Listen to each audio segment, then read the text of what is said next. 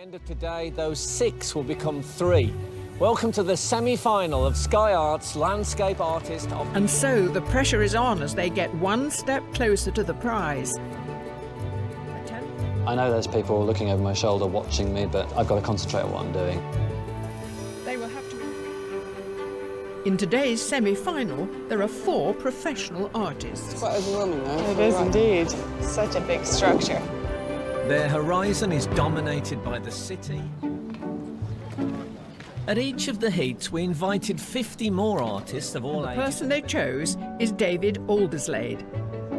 This is really good news to be told. It's a little bit daunting to be painting something that everyone knows, because you've got to get it right, or you've got to get the suggestion of it right, so that people... Really well excited, yeah, just a bit nervous. Professional artist Noreen McIntyre lives in Every Fife. artist is self-critical. I think she's just happy to get good comments from judges, just knowing that they like her both towers of the bridge. Oh, though.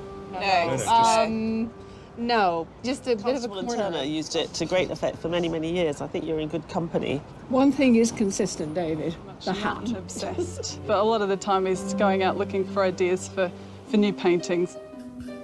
What I want to know is how much of the bridge are you putting in? I did a little sketch here. Oh, wow, so we're going to get the whole thing? Pretty big, yeah. In your... Here on the South Bank in London are 7 turn up with this massive, great mill on their side of printing and rolling, and you bring your... You feel impatient, like, to sort of get going. I can feel it in you, and I'm sort of like, when's she going to do the really good bits? To see the shape of the bridge at all? What interests me more, what you can't really see now, is actually the shadows the bridge is casting into the wall.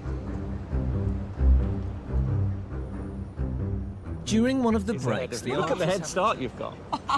I'm learning a lot. You're on me. I love that. I pick their brains. We'll figure out a few of the lights and darks in the actual building. I don't think he's lost it completely. I mean, with that ghostly underpainting of the tower, he's still got elements of it. Contrast. It feels New York. I don't know. It has something sort of kind of epic about it in this small rectangle. It's quite impressive.